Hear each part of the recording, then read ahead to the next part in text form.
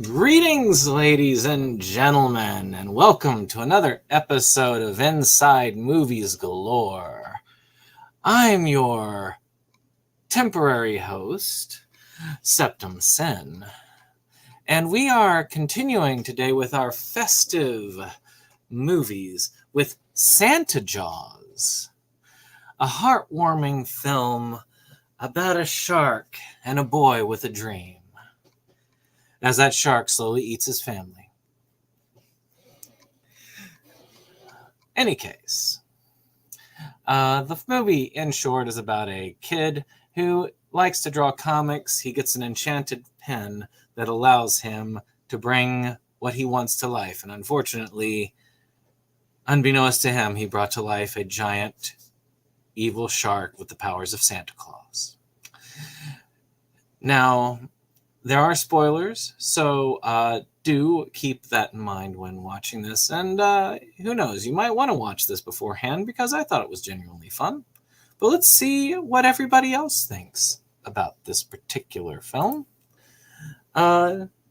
Jacob, was this your first time seeing this film? Yeah. I have to admit, I never friggin' heard of this movie before you suggested it. I mean, maybe you mentioned it in passing, and I probably chuckled and forgot about it. But, so it's definitely a first-time watch. And I'm going to be honest, this is not the movie I thought I was going to see. And I mean that in a good way.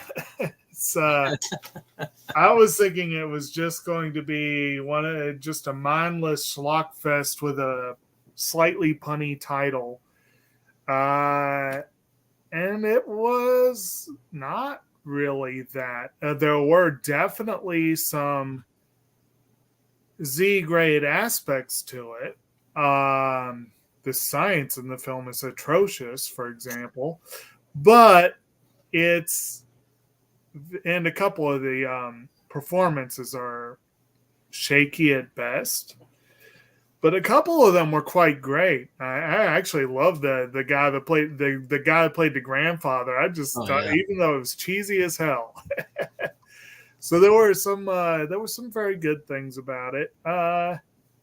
So I will admit, this is the kind of movie that I do this channel for. It's one that I would never have picked up on my own, but I'm glad I saw it. It's relatively cheap to get a hold of, too. That Sharkbait collection that I got this with was not that expensive. I got it for Ghost Shark. I just got this as a bonus. So, Dustin, is this your first time watching this? Actually, I first saw Santa Jaws through that same set, also because I bought it for Ghost Shark. I'm starting to wonder, did I tell you about that set? Like, is that when you picked that up? I don't know. I'd always wanted to get Ghost Shark, because I liked Ghost Shark a lot. Because as soon as I found out it was on that set, like I picked up that set and then told everybody I knew about the set. So I'm almost wondering if like you got that because I suggested it. Because I was really pushing hard for it. It's a great set. So anyway, I have seen Santa Jaws before because I saw Ghost Shark a long time ago and it was insanity. Like I loved it. But it was actually really hard to get like a copy of Ghost Shark. Like for a while it disappeared from streaming. Like you could maybe find it as a download through like dubious channels. Eventually, well, it did have a Blu-ray, but the Blu-ray was mega out of print and it was like triple digits. And eventually there was a re-release on this like, cheap $10 multi-pack of a bunch of shark movies. And so I bought that for Ghost Shark, and because I don't shelve any disc until I've watched everything on the disc, like in the case, I went through the rest of those shark movies, and Santa Jaws was one of them. And I honestly expected it to be really bad, because a lot of the movies in that set are not necessarily winners. Like they're average at best, a lot of them. But this really, really surprised me by just how good it was. Like, there was real characterization. Like, you felt bad when people died. Like it knew how silly it was and like enjoyed it. Like it felt like it was going to be like just a straight up like cheap shark exploitation at first, and then it was just so not that. Like it was impressive. I dare to say it was impressive. And I also really enjoyed how like looking back on it like later, it's like, wait a minute, the plot of this was basically that one Ninja Turtles episode of the magic pencil and the crystal. It kind of is. Like, you know that episode, right? Yeah, it's weird when I think magic pencil, I think back to a creepy YouTube video that they had a while back when they did some of those old ones where there was this pencil with a face on it and the woman drew a cake, it came to life, but then she drew a black hole and got sucked into it. And it was creepy. This one was not so creepy. I wonder, though, I know that there were a lot of these that were referenced in the Sharksploitation documentary, but I wonder if this one was. I cannot remember. I think it was mentioned briefly. I saw Sharksploitation earlier this summer. I kind of want to revisit it because I'm going to do the Sharknado movies fairly soon, and I feel that would be useful. But I think this movie's kind of in a weird spot because it's kind of too good for what Sharksploitation is, if that makes any sense. Yeah, I think Sharksploitation, I think Mark Polonia for some reason. But but yeah. Quality. I don't remember who Mark Polonia is. I'm just kidding, Mark Polonia, if you somehow are listening. He has made really good and really bad micro budget features, but he has a habit of making like billions of these shark films, like Jurassic Shark 3, Cocaine Shark. Did he make Jurassic Shark 1? No. Oh, okay. Because whoever made Jurassic Shark 1 belongs in hell. Like, sorry. But yeah, he had a lot of those. But I oddly enough saw this before I saw the multi-pack because my multi-pack was unopened when I opened it for this. So I must have caught it online somehow. I do not know how I first saw it, but I did. I saw it like about 2 years ago because I wanted to cover it last year and didn't get to it. So I know I saw it the Christmas before last. So 2021 maybe. So that, I don't know how I saw it. It must have been streaming on something. I saw the name and I said, I've got to see that. That must have been exactly how I did that. And I loved it. It was just slightly campy. It was fun. It knew what it was, and it had a strangely high kill count for a movie of its name. But this is a 2018 movie, directed by Misty Talley, and we can just go ahead and dive on in. I love the opening of this film, where you've got this psycho Santa. You don't want to dive on in. Sharks in the water.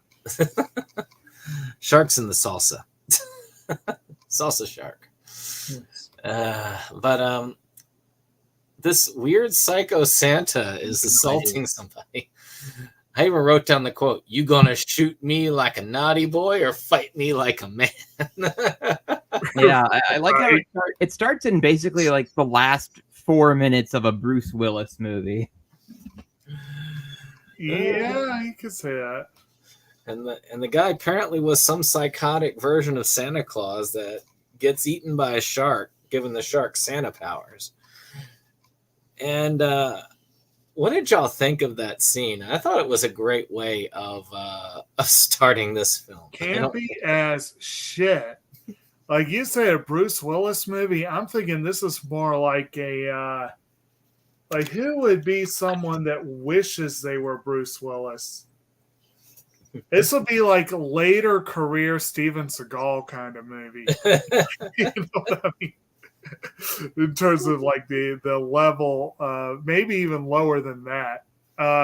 So it's really amusing because they're like hammy overacting, and at first I'm like, oh dear, what am I getting into? And then when we realize it's just a story being told by kids, I'm like, oh, that makes more sense. It's a great fake out. Like, it works so well. Yeah. It's like, oh, it is that kind of movie. And then, like, Yeah. the real movie starts, and it's like, oh, okay. It's Yeah. like, like, the camera is pointed in the right place. The sound is being recorded, like, properly. The people know how to act. It's like, okay, this is already quite a bit better than what I, thought I was in for. Like, it kind of helps get you on board quickly that way. Shoot. By this intro just being Right. not the whole thing, Yeah, I love the fake out. I mean, the original scene would have come right out of Santa Jaws, done by the Asylum, but which is what I was expecting. But this felt a little bit better. Right. I will say though, because we when we go back to reality, we're in the comic shop with the two kids and the guy that runs the shop, and I just gotta say, Clark, the guy that runs the shop, I don't remember who plays him. That was an awkwardly bad performance. He's Scott Allen Perry. He did come across as a douche overly well. He did come across as a douche very well, yes, but like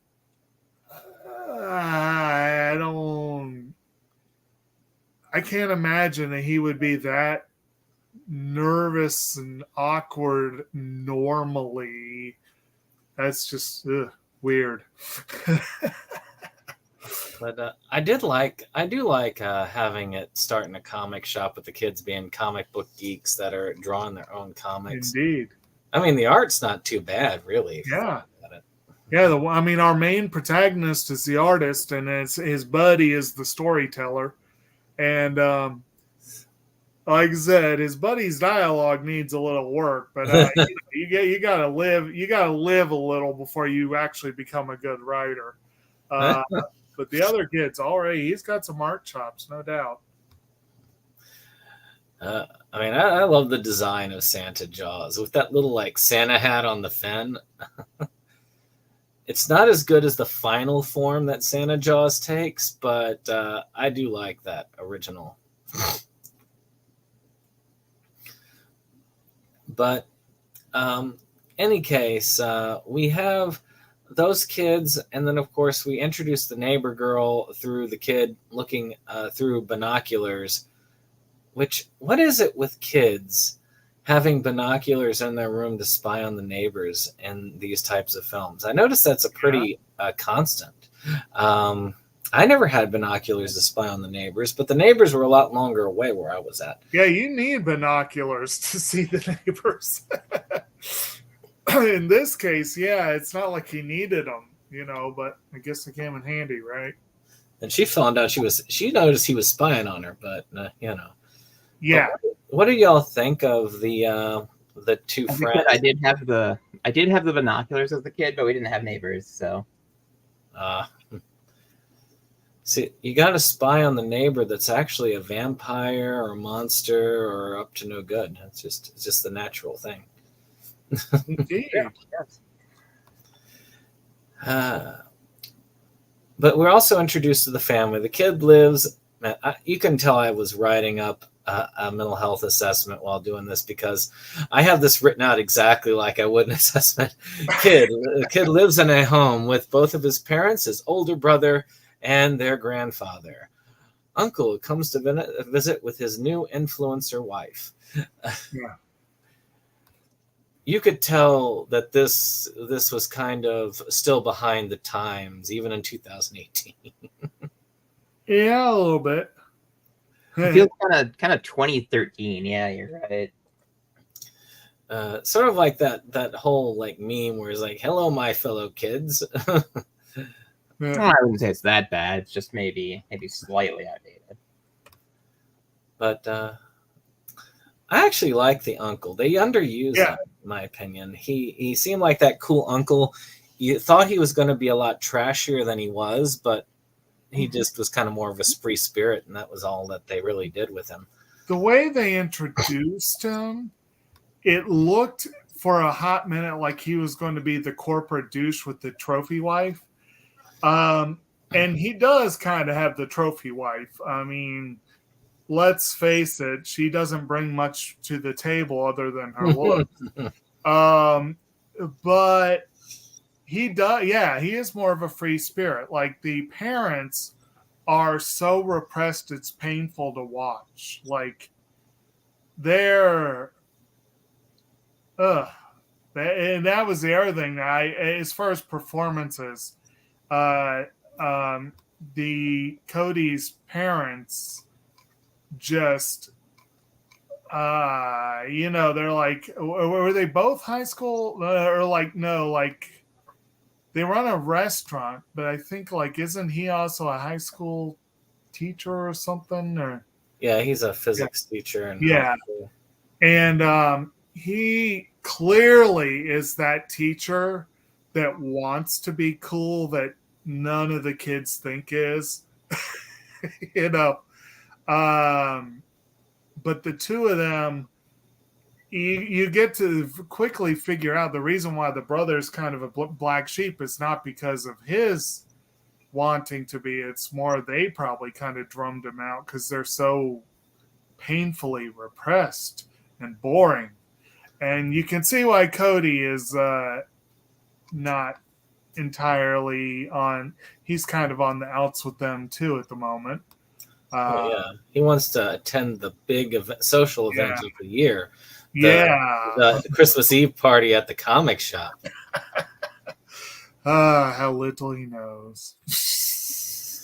Yeah, what was it? The grandfather also is. He's got to be. I agree. He's one of my favorite characters in the film. Yeah, it was fun. Just such a likable, fun guy, and he always has around several bottles of his special eggnog.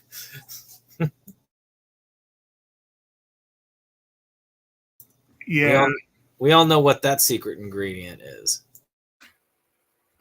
Right. Obviously, it's the eggs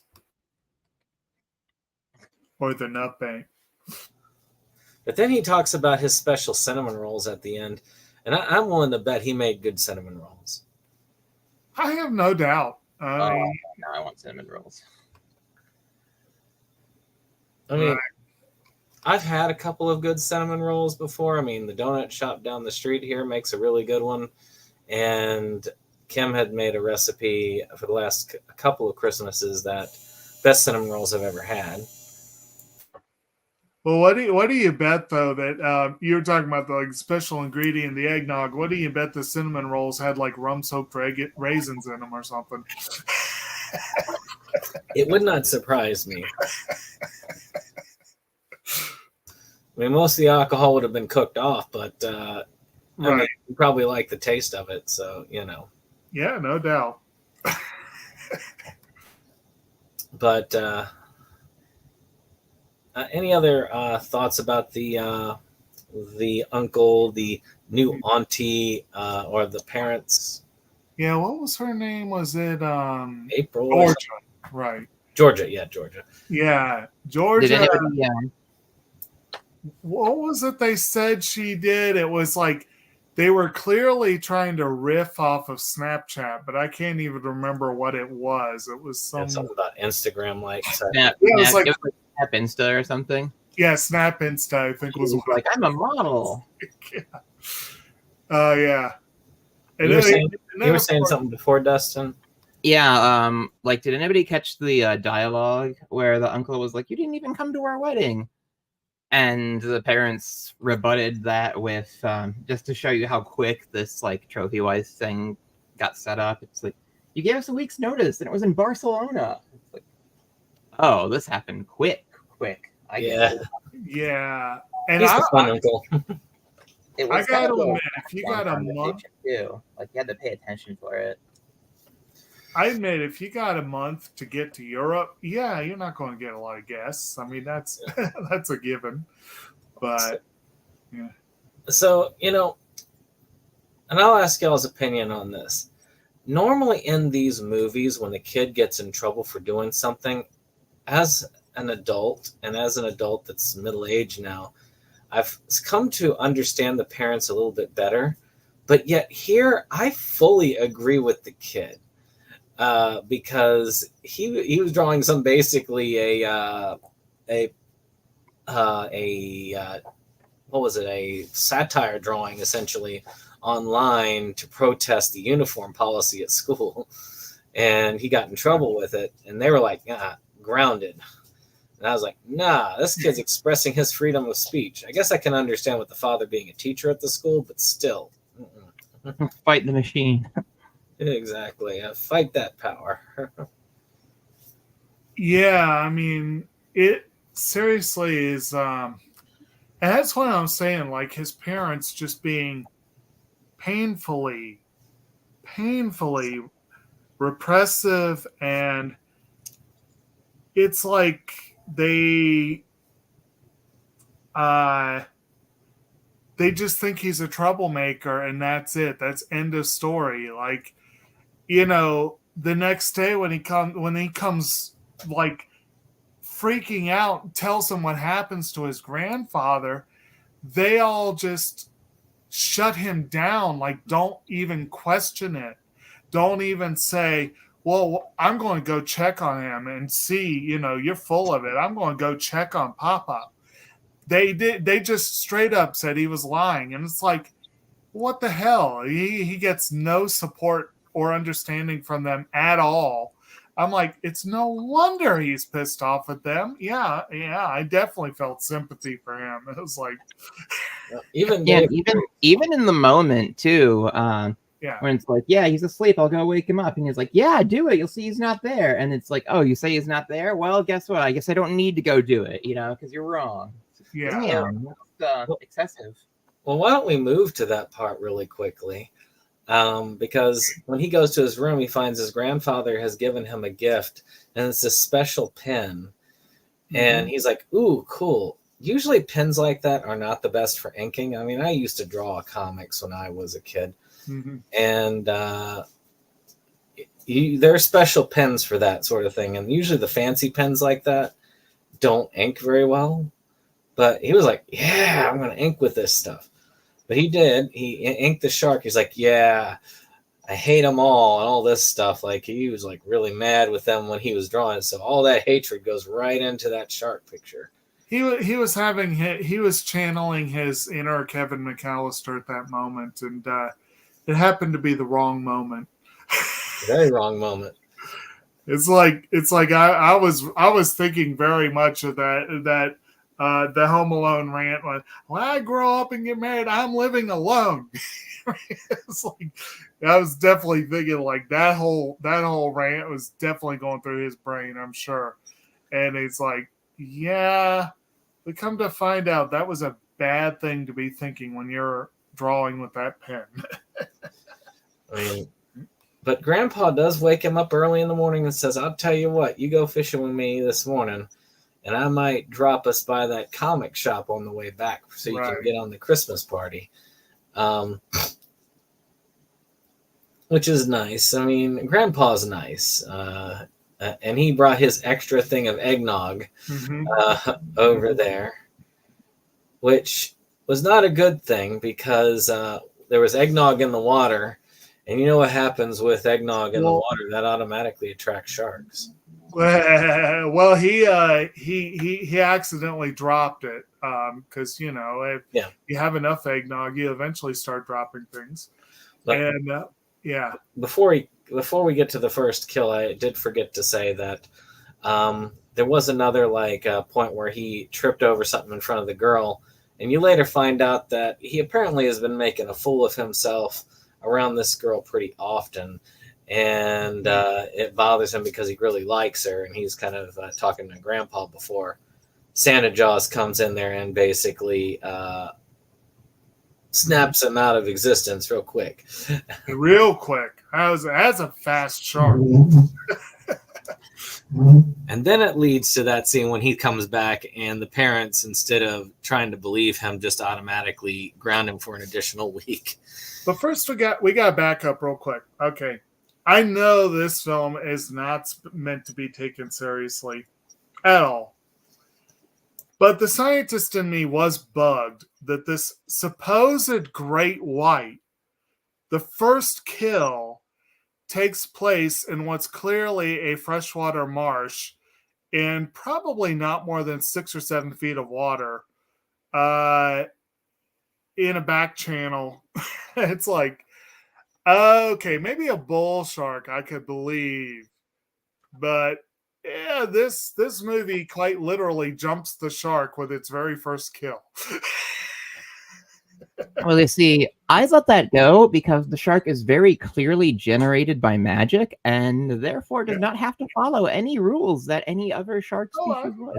It's like I said, I know what the premise of the film, it doesn't. But just like still, there's that nagging thing in my mind going, really? Why else do you think the parents were like... You could have made it a bull shark and then it'd be a little, It's like that. Well, think about it like this. Kids are drawing sharks and they're comic book geeks and they're not like nature geeks. Do you think they would be drawing bull sharks? They would think of the most dangerous, deadly shark. Which would be a bull shark according to some people. Oh, yeah. But ironically, yes, but they would draw the shark that they're like most familiar with seeing on like TV or like merchandising, or if you see a shark in media, it's generally the great white shark. Yeah. So that's what you're gonna, when you think shark, that's what a lot of people are gonna see. Well, another reason I say that is just if you look at it, and I could be wrong, and Dustin, you might have enough point of reference to rebut this. But I think at one point they straight say Santa Jaws is supposed to be 20 feet long. I did not. I don't think that was a 20-foot shark. I think that was a 10-foot shark. Maybe 15 at the most. Didn't really look all that big. No, it didn't. It seemed to swallow some people whole, so it would have to be big enough to do that. But at the same time, it's one of those low-budget movie things where the shark size changes a lot. Yes, I think it does. But even happens in Jaws to some extent. So I think that's just something you'll kind of have to. I think that's something you kind of have to like accept with like monster movies. It's like, oh, it's like 10% larger in this scene. Oh, it's like 20% smaller in this scene. It's like, well, okay, fine. I mean, they do like, of course, using that trope that, parents, of course, never believe their kids. And, I just... No, never. Not even investigating, when the kid's pointing out possible danger. Yeah. Yeah, it's not till Georgia starts freaking out, that they are like, oh, maybe there is something to that, It's like, okay, the kid said it, so you ignored it. But you're going to believe the bubble brain trophy wife. Yeah. Well, and of course we get to see them all at the restaurant, and they're talking about this big yacht thing that's going on, and they're getting the yacht ready to present over there at the thing. So the uncle and new aunt are going to go and do that. And so she can, try out her new bikini. Of course. And you see how Cody's dad perked up at that news and almost followed them right out of the restaurant. So where were they at supposedly? I mean, I don't know. I know they made a joke about it because the marina is actually called Marina Del Rey, even though I know it is not anywhere near Marina Del Rey. But no, it was filmed in Louisiana, and it clearly looks Louisiana. Yeah, but I'm not 100% sure where it was supposed to be. Definitely the South. There was too much. Yeah, there was too much. But Spanish moss everywhere. Yeah, that was the word I was thinking. Spanish moss for that. Yeah, that's not on the east. That's on the West Coast that I know of. There's no Spanish moss in California, no, unless it was in someone's garden. Yeah.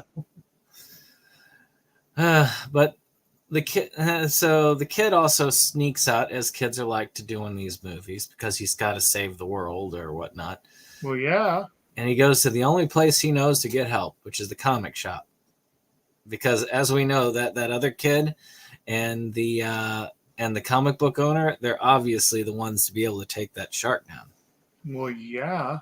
Well, in fairness, his buddy was the one who wrote the shark, so he should know something about it. Yeah. But the other guy, I don't know. I guess he's an adult they trust. Well, but they do give the full backstory of the shark, is that he was born the runt, and he had to fight and become the strongest because all the other sharks in the litter were picking on him. Gee, again, they made a point in the movie of pointing that out. Get the shark's get her pronouns right. And I think is actually a line, and it's like, damn, okay. That's actually ahead of times for 2018. But Maybe. Still, okay. It's about right on time. I don't know about shark biology, but do shark pups fight each other for superiority? They will eat each other like before they're born, like in the womb. They have been known to do that sometimes in some species. Okay, so but maybe there's not likely to be a litter the way you might be thinking with like mammalian pups. You know, it's like and great white. I'd have to check. I feel like don't great whites typically have just one or a few at a time, and they're very solitary fish. They're not going to be sticking around. But yeah, if one was kind of runty and there were others nearby, they'd probably eat it. Not this one. This one was tough. It had to learn to be tough from being right. Yeah, I think that is where like the parent like might eat like the pup that's around if it doesn't leave right away, because they basically just like all disperse as soon as they're born. Right. No parental care from great white sharks. Very few fish have parental care, really, but a few of them do. We do get to see our Georgia in her bikini. Indeed. And we find that the Christmas lights are tangled around the yacht, which not only leads to the uncle getting chomped, but also the first evolution of Santa Jaws, where he adds the Christmas lights to his arsenal. True. Yes, and one thing we ought to notice is that whereas Jaws had a Rockin' John Williams score following it around, Santa Jaws has the sound of sleigh bells. Yes. Oh, I love it. I love that. Like, you like, right. And eyes that glow red like Rudolph's nose. Mm-hmm. I really love the hat on the fin. I don't know what it is, but there's something that is so ridiculous. It is pretty fun. Funny watching that. It's like an iconic kind of image too, because it's like, you know, Santa Jaws. Like, what is that? You kind of picture that. It's like with the hat, and it's like, oh, okay, we're just doing it. Cool. Does a great job with that. Right. Well, we find out that he's trying to get a hold of the original comic because he feels like there's an attachment there. And the comic guy had lent it out. And it turns out that he ended up loaning it out to the girl next door, who literally plays the girl next door. Yeah. And where she's though she's a jock, she's also secretly a comic book geek. Somebody wrote their fantasies into this. Hey, it is possible. It is possible. But it's a little too perfect for him, yes. What? Maybe that was kind of a joke in and of itself, like just as like a plot thing. It's like, surprise, she would actually probably be into him because she likes the same stuff. So it's not always like a self-insert thing. Sometimes it's kind of a, hey, wouldn't it be funny if we did this sort of thing? And I got more of that feel myself personally, rather than like a self-insert like fantasy kind of thing. Well, I could still be wrong, but she definitely gets to believe in Santa Jaws because they witness one of the bloodiest kills in this movie, where the guy gets his like legs ripped off before the rest of him gets torn to pieces. Yes, because Santa Jaws has been brought to life to kill his family because that was what he wished. But somehow this one rando gets, cut off at the knees and then killed right in front. And it's like, okay, that's unfortunate for him. Well, I mean, Santa Jaws is attracted to anybody who does anything Christmassy, so... That's true. He was dressed like an elf, yes. That's true. He was too tall for an elf. That's why Santa Jaws had an issue with him. I see. Yeah. Oh my gosh. But they do go back to the comic book shop and they get the weapons because the guy has all of these prop weapons. Right. Crossbow, sword, and spear. Well, you should also notice, I think this is probably the scene where they find out what the inscription on the pen case said. Yeah. Like he kind of mumbles what he thinks it is, and I think Clark just kind of is like, "Oh, that's Elvish." And then the girl, though, Jenna, just takes it. And she just starts. No, that's German. Starts reading it, and she says what it. And then he realizes that yes, I am responsible for this, because I kind of had bad thoughts when I was drawing. So the thing I don't get, okay, we're right here, right now. He's got the drawings, he's got the pen, but what does he do? He leaves to do battle with Santa Jaws with his ragtag crew of kids, with his brother, the girl next door, and his best friend. And Georgia. And Georgia. And then of course the pen falls out of his pocket. But I'm sorry, but they didn't put 2 + 2 together until almost the freaking end of the film. He does invite Clark to come with him, but someone had to watch the shop. Yeah. Well, Clark's a dick. Yeah, and a coward. But then it would have been a much shorter movie. It would have been. Oh, yeah. But I thought that too. I was sitting there, I was like, okay, you've determined that the shark was brought to life by the pen. You know now what the pen can do. Yeah, I had the same thought. Why are you not whipping out some paper and the Yeah. They did not think that through. And they have a really poor battle with the shark.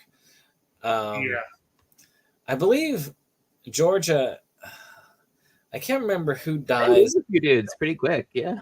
Yeah, that Georgia is the one that falls in this battle. She does take the shark's eye out with a sharpened candy cane. And I believe she did in between this, she did let the parents know what had happened. So they were on the hunt for the kids during this time as well. Yeah. And Mother went like psycho mom. Very interesting, like B plot with the parents just like running around. It's like, where would they be? Oh, what do we do? And they go try to kill the shark themselves, and it gets very odd. Like, call their phone. Like, it's 2018. Like, the kids should have phones. Call their phone. Like, damn, guys. Well, Cody didn't have it because they took it from him because they were being dicks, and they apparently couldn't. Right. Oh, that was how they did his brother. Okay, it was after. See, I have all this written down as it occurred. Okay, so after the whole like thing, and Georgia gets basically killed. No, before she gets killed, but the parents were at the boat, wondering why it wasn't decorated, and that's when they realized that the kid was telling the truth when the father was scooping down to get his hat, and the shark almost killed him. because the Santa hat fell in the water. Right. And that's when they're like, oh, well, maybe he was telling the truth. You think? After they have seen Santa Jaws in person. Yeah. This movie has quite a few moving parts. Like that's kind of what adds to it, really, because with other like shark exploitation style movies, there's like just so much simplicity. But there's a lot to keep track of in this. Well, the reason why Georgia and the older brother, what was his name? Was that Josh or Peter or Chum. Peter? No.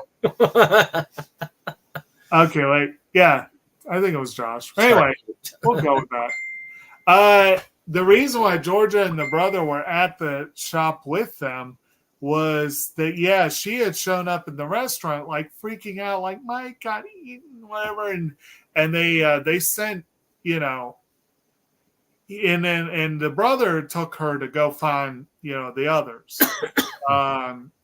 He was quicker to believe, I believe, than the parents were. Yeah. But again, it took her word for them to even think something might be up, maybe. They had to see the damn shark to believe it, but And I will say this: I even wrote in the girl is a badass, and she was. I mean, she took that like weapon, just aimed and fired that crossbow to kick that shark's ass. Right. But the way that they killed Georgia was hilarious. Santa Jaws used his new magical lights powers to lasso her. Right. Yes, because shark. But yeah, and of course she attracted them because she was eating a candy cane, even though I think they'd already kind of figured out that the shark was attracted to Christmassy stuff.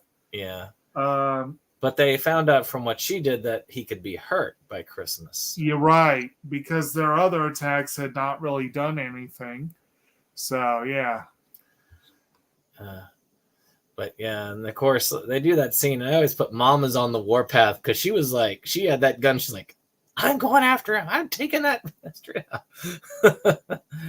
That was more expression than I saw out of her most of the movie.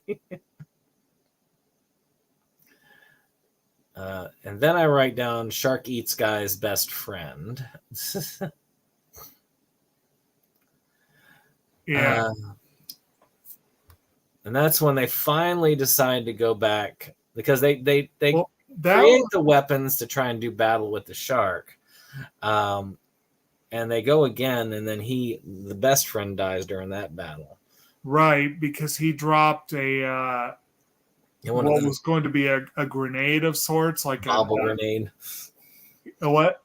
One of the little bobble grenades. Yeah, like one of the ornaments they turned into it. And I think, didn't he just drop and he kind of went after it? And I'm kind of like, why would you do that? Just let it blow up. But, yeah. I did like the candy cane crossbow bolt. Yeah, it was pretty cool. But yeah, it was only after that they decide, oh, we need to go back to get that pen. Mm-hmm. And now we lost 2 more people. Right. I also like that the parents, one of the fakest things, even faker than the CG shark, was in this scene where the parents, she was like, she saw the shark, saw something running at him and started unloading on it, ended up killing a random alligator, which is the fakest looking thing. Yeah. Oh, man, that was... Oh, man, that is like the most rubber alligator I've ever seen. Even the blood spatter on it was fake as shit. You know what they should have done is just say that she accidentally shot an alligator floaty, and it would have been just as good. Right. I'm not sure. Some people like to say, the good thing about like alligators and crocodiles and from monster movies is that they already look kind of fake. Like they're already like sort of dead looking. And it's like, No, actually, you can make that prop incorrectly. Well, this is a good example of making it very incorrect. Yes, indeed. I think it would have maybe been okay from a distance, but I mean we get way too up close a shot of it. So it's like, okay, this is real phony. Like, damn, guys. Right. Whereas if we were seeing it from like 30 feet away or something, just like probably what the prop was actually built for, just to have like the profile like over the water, like I think it would have been fine. But oof, from above, yikes. Well, when they do get back, they find out that comic book guy actually does understand what the pen does. Oh yeah. I mean, they walk in on him making out with a very attractive woman, and alarm bells start ringing right away because there ain't no way that was happening on its own accord. No, wait, it's that Russian girl I met online. Yeah, I've heard of those. What part of Russia are you from? She doesn't speak English. Well, you don't speak Russian. He folds so fast. Yeah. But which he ends up running from them. The other thing I wrote in here is like, why not just offer to draw Santa Jaws dead and help them at least do that before you go ahead and steal the pen out? I don't know what was going through that dude's brain. I mean, I knew what was going through his brain, but there were other ways he could have gone about it and somehow managed to succeed. Right. Instead of just running for it. Yeah. That was like, and then running in a way where he ended up on the water. I mean, he was going to take a boat away. Yeah. I mean, really. Okay, was it just me, or in this scene when the shark comes, did the shark not say ho, ho, ho? I don't remember. I did not hear that, but I could have missed it. Because it was sort of like a deep one, but the shark either did that or growled, but it sounded like ho, ho, ho to me, and it would not be out of place. I don't think it would have been out of place. I don't remember hearing that. I mean, obviously not nature accurate, but then again, the shark made a very inaccurate, like, roaring noise in Jaws, so what do you want? Hey, I actually liked that when they did that in Jaws. I thought that was fun as hell. Oh, I didn't say it wasn't fun. I just said it wasn't nature accurate. Well, true, yes, but well, yeah. I mean, with some things like that, when it comes to like animal attack movies, after a certain point, it's just kind of like, you know what? Sure, like I'll just let something go because we've seen the shark do some pretty crazy stuff, Right. and then the shark roars, and I'm just like, yeah, whatever, it's fine. Right. Like, we've already gone so far past reality. It's just like, do what you want, you know. This shark had been a Do what I Pokemon for all the evolutions this shark goes through. And they help because they finally use the pen, which unfortunately, both comic book guy who ends up in the water and the girl who ends up dying because the shark kills both of them, they sacrifice themselves to get the pen to him. And he does start, but his first thing is, let's get rid of his teeth. Well, Santa Jaw's like, oh, I got this. So he knocks over some Christmas baubles, breaks them up in his teeth, and now he has like glass shards for teeth that are all festive colors. Right. Yeah. Then he draws a candy cane spear to stab him in the head, and it ends up becoming kind of a shark narwhal hybrid with the with a candy cane horn. A shark wall. That to me is just hilarious. Yeah. And then of course, you know, the brother ends up getting the business end of that spear. as it were. Well, Um, they do get to reunite with the parents first. Yeah. And they do an A-Team style montage where they make their custom Christmas weapons, including their exploding turkeys. Right. Well, actually, I mean, it's like you say A-Team, but I was definitely thinking Home Alone there as well, because it was like complete with blueprints and everything. True. And the music even like apes that scene in Home Alone too. Like it's kind of similar. Yeah, I was thinking that too. Yeah.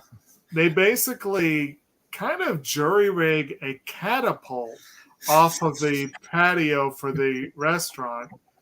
And it's actually a pretty cool device they put together there. Use his dad's physics knowledge, you know. And I'll admit that. Okay, go ahead, Dustin. I was just moving my microphone. Oh, okay. Well, I will agree with the wife's or the mother's line about the French hens, because those are the smallest turkeys I've ever seen. I'm pretty sure those were just roasted chickens that they were chucking. Or those were, or it was a really bad turkey season when they were at. Could be. They were definitely smaller than the turkeys I recently saw. They may have been filming it out of like season for those, because I had quite the day of movies. Like I watched Santa Claus from our show last week just to catch up. And then I watched Santa's Sleigh afterward. So one heck of a double bill there. And in the commentary for Santa's Sleigh, they were talking about, do you have any idea how hard it is to find Christmas lights when it's not Christmas? Yeah. Right. And so maybe that was the same kind of deal with the turkeys. I need to watch that this year.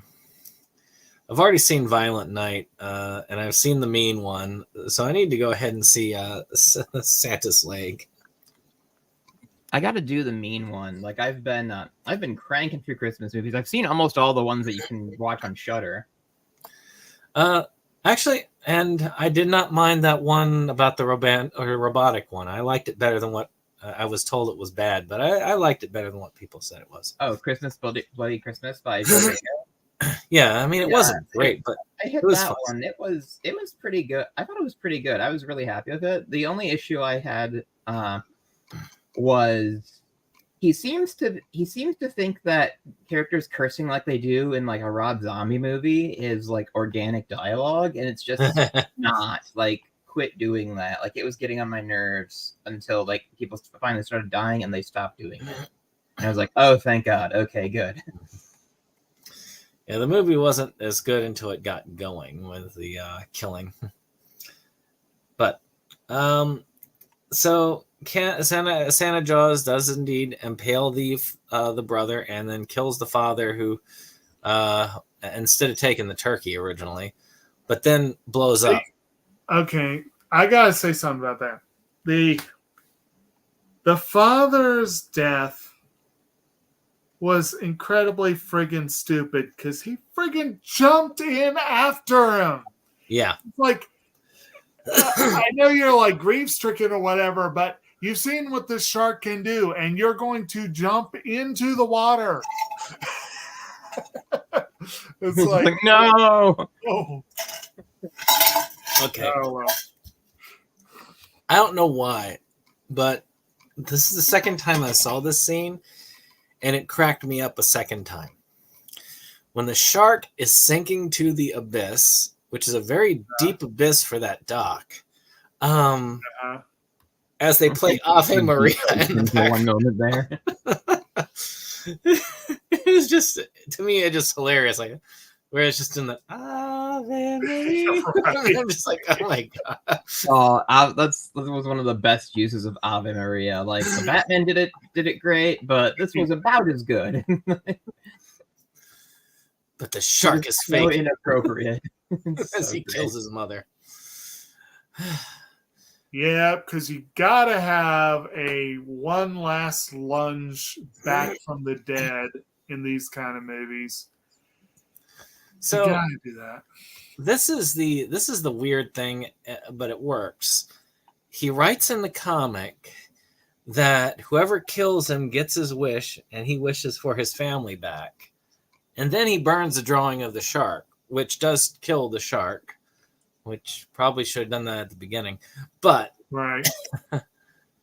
then he wakes up. It's just a dream. Or is it? Dun, Yeah. dun, dun. I appreciated that ending quite a lot, actually, because it's like, we've gotten to know all these characters, and they've all like died horribly. Like, this kid just has to live with this now. Like that would really kind of tank the magic of this movie. Well, it's I mean, like, I think that was like the best way they could have ended it. I It have was to a admit, family Christmas one, I have to admit, one thing that bugged me from the start was some of the people that were like the grandfather's the first one to go, and he's like the coolest character. And then the uncle was a really cool character, and he was like the second one to go. And it's like, other than that one rando and Clark and the father, although he had managed to get some redemption beforehand. And then the best friend was kind of a whiny little putz, but still, he wasn't that terrible. Most of the people that died were people you didn't want to see die. So it was kind of nice having that reset. And I also like the ambiguity that you don't actually know for sure if Clark and the best friend are back. Like he goes across the street to wish Jenna a Merry Christmas. So for sure she's good. The family's good. But you don't know for sure on Clark and that one rando and the best friend. You don't know. So I kind of like that ambiguity. I'm sure the best friend is fine. Yeah. It kind of makes me think of like a Dragon Ball wish, where it's like, bring back everyone who was killed by Majin Buu except the really bad ones. So that way, like, Babidi and Deborah are still dead. Well, he does say, bring back my family. And he did refer to Steve as his brother at one point. So, yeah, he probably sees him as family. But like I said, if he bring back everyone except that one rando they never met before, then I feel bad for that guy. All he did was just have some elf costume going. Right. It's like I said, he said, bring back my family. So it's like either they left out that one guy or they left out that one guy and Clark, which I'm fine with that because Clark was a douche. But, I don't know. Well, we never really knew what happened to them because they were in the family area. The girl, of course, gave him back the comic, and he burned the comic. And he was looking as if he might throw the pen in the fire, but decides to keep it, which I kind of like that because it's not realistic to want to throw away something that potentially powerful. Plus, I'm sorry, but that little fire that the comic book was wouldn't have done crap to that pen. It would not even have. It might have singed it a slight bit and discolored the wooden box, but it would not have even come close to setting it on fire. Now, I'm going to say a slight amendment to what you just said. I think given that he was a young teen, tween, whatever, and that what he had just gone through, even though it was reset and he was the only one who ultimately went through it all, I think it would have been very realistic for him to impulsively want to throw it in there. And maybe even do it, but then like change his mind and fish it out or something. I don't know if he would have gone through with it, but it definitely, there's many logical reasons not to, not the least of which it now sets up a sequel, but yeah, true. But there could have been the whole thing of like, this was a Christmas present. It would be very rude to throw it in the fire, or he might have actually been tempted by. Yeah, I got to say this for Clark. He must be a really good artist himself. Because if he's not, some of that stuff he brought in, he must be a really good artist. Well, he had already said before that he had a comic book published, which is one of his big claims to fame. But comic book artists, unless you're like the big ones, they don't make money anyway. Right. So he did know how to draw. I mean, that was part of what probably gave the kids more slight idol worship of him, why they wanted to hang around him, other than liking to hang around the comic. I think it's probably more the comic shop than him personally, but he probably liked to think it was him. But one never knows fully at the end. Right. But let's see. I mean, what did he had the girlfriend, he had the car, he had the money, and there was another thing too, wasn't there? I did think he had made something else. I can't remember what it was for the life of me, though. It's like there were three things in that scene: the girlfriend and the money and something, and they mentioned the car, which he ultimately made his escape in. I can't remember what it was. Whatever. Well, again, he missed an opportunity by not offering to finish off the shark for them. Of course, and again, all the kid probably had to do was burn the thing in the first place, and it would have probably done the same. But if they did, it would have been a short movie. So yeah, right. Well, I did appreciate how they addressed some of this when they're talking over. It's like, why not just draw him dead? It's like, well, if I draw another one, then that might just make another one, and then we'd have two of these things. Because it seems like they don't really know the rules of how the pen works. And for all he's kind of trying to play it safe, and I sort of appreciated that. Because in a lesser movie, I think it very easily could have been. It's like, oh no, we made things worse. But the characters actually stop and are like, hey, wait a minute, what happened? If I try this, what if this happens? And they look for like a safer solution. So I did appreciate it. Yeah, like him trying to draw the shark dead, and oops, I made zombie Santa Claus. I'll admit the shark was definitely outsmarting him with what he was trying to do with it. Yeah. I honestly didn't quite catch that whole giving itself teeth thing. Like, I saw him going and snapping up the ornaments, and I'm like, but I must have missed that. I'm like, that's kind of cool, though. Yeah, I like the little colored glass shard teeth he basically ended up with. That was right. I mean, it was a cool final form. I mean, you got that in the narwhal style, like peppermint horn out of his head. It was pretty cool in that way. But with that, any other questions any other thoughts about the plot before we get on to production value?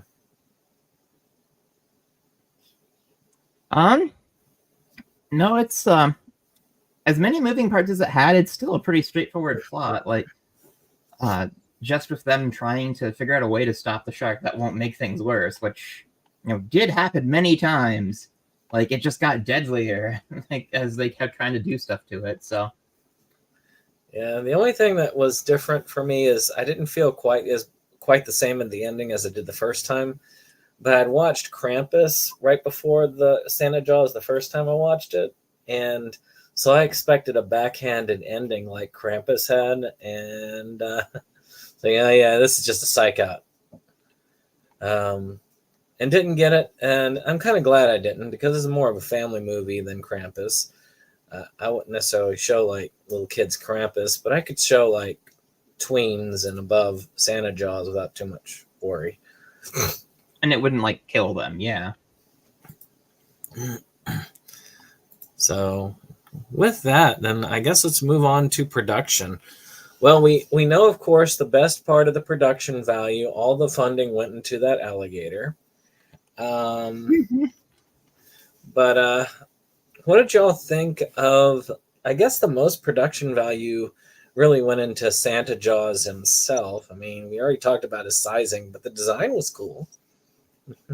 Yeah. Yeah, and I kind of appreciated Santa Jaws because it looked pretty good, especially for something like this at least. Like it looked like a thing that was maybe not 100% like there, like it was still very CGI, but it was like much less aggressive CGI than like we're used to as this kind of shark exploitation.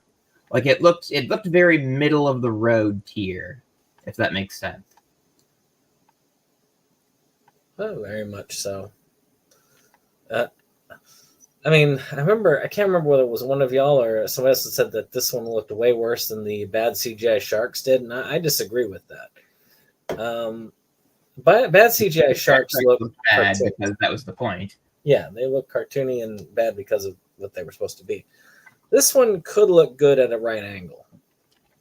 Yeah, it had so the Santa Jaws illustration, like from their comic, like it looked kind of like that. It almost had like a cell shading effect to it, to reflect that it was from an illustration. So I kind of appreciated that, and I think that that maybe contributed to it looking like not as phony. Like just knowing its origin in this. But it definitely did not look as bad as it could have, and I think it even played pretty well in most scenes. I mean, when it was snatching people off the piers, it's like, okay, yeah, that's clearly very phony and CGI, but you know, it definitely could have been much worse. Like, it could have been Jurassic Shark, which remains the worst film I have ever seen by a lot. So, yeah, what was that one that? I suppose you know, you're really forgiving on everything else. What was the one that we covered here on this channel about the group of people hunting down? No, it was a dinosaur one. Never mind. I thought it was a shark one. But there was a lot of it's Jurassic Dead I'm thinking of. But yeah, some of the CGs just can be terrible. And Jurassic Shark 2 and 3 didn't improve upon it.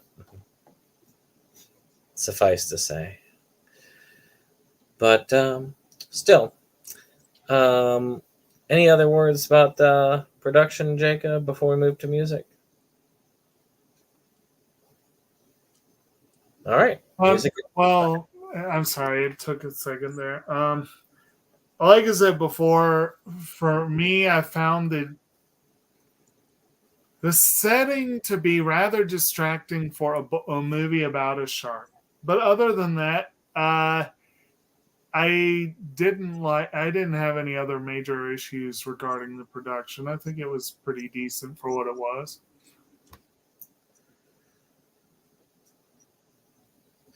Well, let's talk music. I thought the music was decent. It hit all the notes for what it was. It still felt like a sci-fi original film, essentially, music-wise, but nothing, you know, off the wall bad or great. It just, you know, it worked. Yeah, the background music was serviceable. Again, the use of sleigh bells for the shark and the use of Ave Maria in that one scene were both pretty awesome. Yes. Oh my gosh. Still picturing that, just I don't know. Any other thoughts on music? The music in this was fine. I mean, the only one I really remember is like the Ave Maria gag, because it's very, it really stands out. You kind of cannot miss it. The rest of the music I thought blended into the film pretty well, though. So it's kind of one of those movies where I can't remember who said it, but one composer once said that if you're noticing the music's not doing its job. And this is one of those movies where I think that's true because the music complements the scenes, but its presence isn't really felt, or at least not by me. Except for that, one scene, which it's very much done like on purpose. So, Well, then let's go ahead and wrap up old Santa Jaws. So I guess we will go to favorite scenes. And I guess we'll just leave it at that. Actually, no. I'll add one other thing. Favorite campy Christmas movie. Like a Christmas movie that's kind of like Santa Jaws, where it's not great, but it definitely still gives you that kind of like fun feeling. So, well, let's start with you, Dustin. Well, for my favorite scene in this, I think it would have to be. Man, it's actually difficult to pick. Like the intro is really funny, so that's a contender. But I think my favorite scene might be at the end where they're like talking over. It's like, okay, well, what if I draw it like this? And it's like, no, it might fuck up like this. It's like, okay, we're actually thinking this through. I still really appreciated that. So I think that'll probably be my favorite thing. And my favorite campy Christmas movie is probably Santa's Sleigh, which kicks just so much ass. It is incredible. Like, oh my God, I love that movie. That's an easy one, definitely. What about you, Jacob? Well, favorite scene.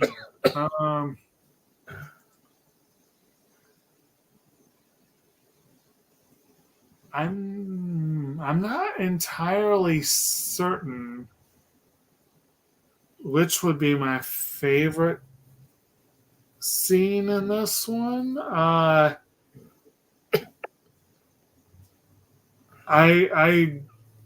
will agree with Dustin that the scenes where they're actually using their heads and actually thinking, I appreciate.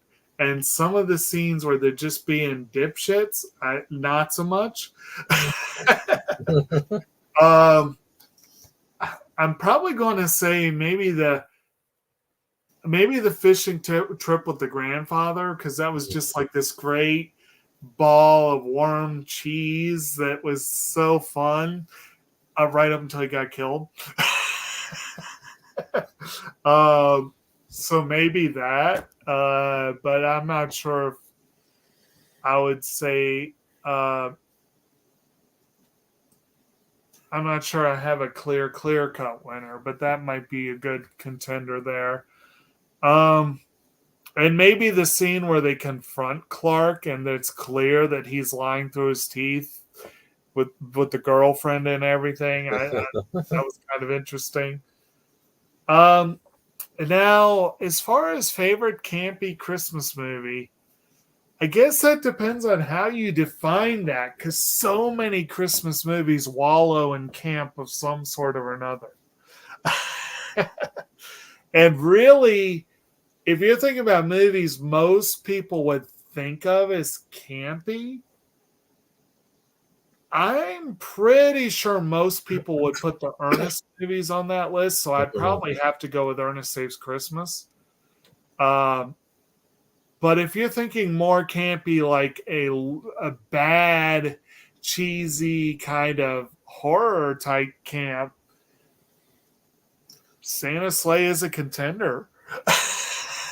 Yeah, I do like how they kill Fran Drescher right up in the front. Oh, I love how that. Yeah, I love that opening scene. That opening scene in that movie just made the rest of it was gravy.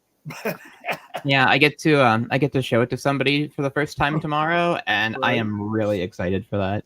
Very good. I've been good. Whack. It's like, no, you haven't. We saw.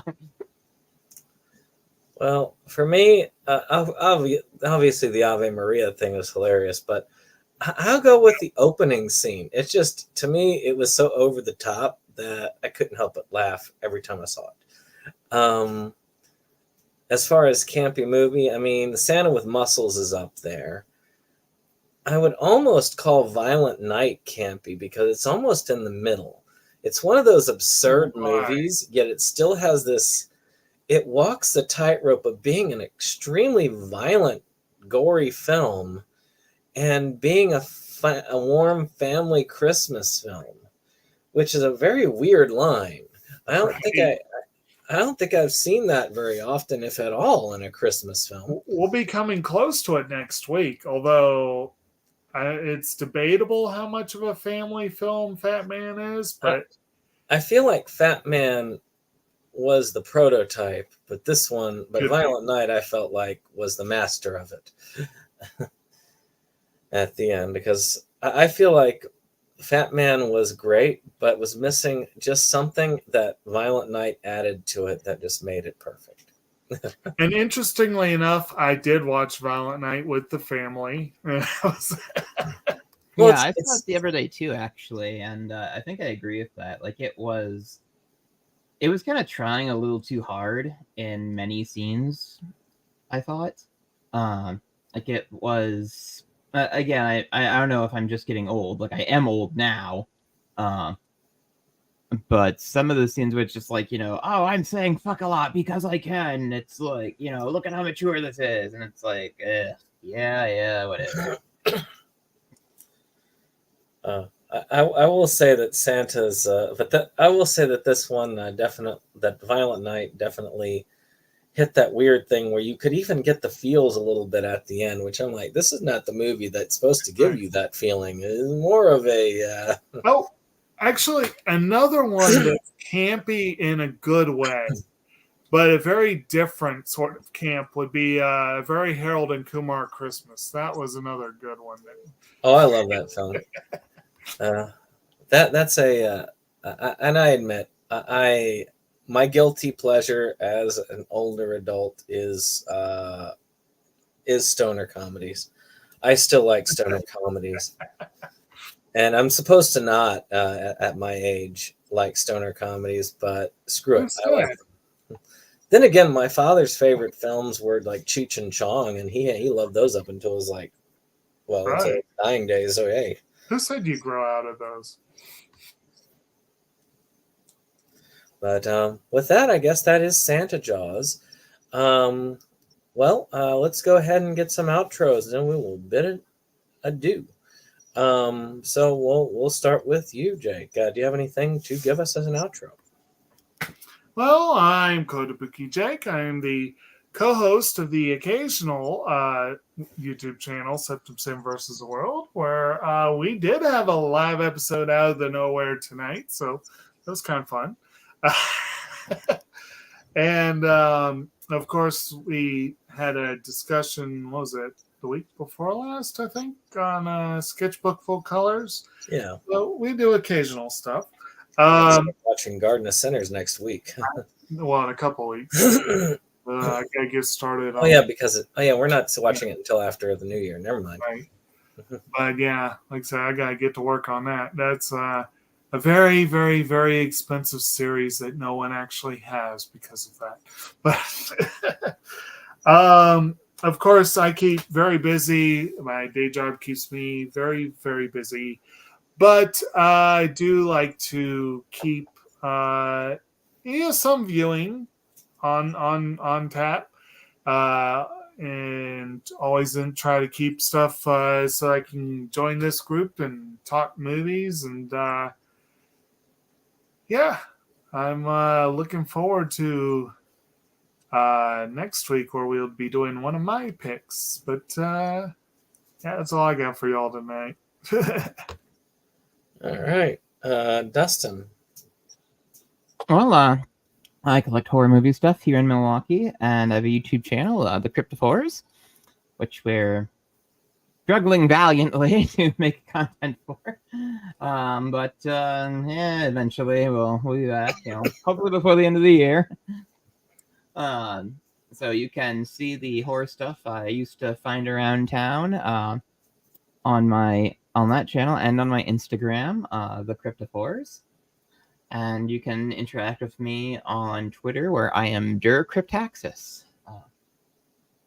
I tend to spend a lot more time there than I really should. So yeah, come find me on X. All right. Well, of course, I'm SeptumSin, a SeptumSin versus the world. And as Jake said, we did do an impromptu episode, but the channel's not dead yet. We're not dead yet. We actually did do, of course, that impromptu episode, but we do have something I have labeled the Unusual Christmas Chronicles, which every Monday, Wednesday, Friday up until Christmas, I am covering a different film that is not always watched. It's a Christmas film, but not always looked at in Christmas time, to kind of bring light to it. We've already covered stuff like the two Axmas short films, A Meowie Christmas, A Meowie Christmas Vacation, and Red Christmas. Not that odd anti-abortion one, but the Steve Rudzinski torture porn one. I don't know which one I like better, really, at this point. But we are going to cover another one, of course, Wednesday. So definitely look forward to that. And of course, on Schlockaholics, we're having an interesting discussion on Society, the film Society, on Wednesday. So that's something I've never seen before. So I'll be checking that out to check it and see how it is. I have a feeling that that's not one to watch on a full stomach. And we are going to be discussing Matryoshka's Christmas special on Saturday. So some fun stuff coming up. And don't forget to watch Fat Man with us next week. And we'll see you on our next episode. Bye. Bye-bye. Good night. Subscribe, damn it.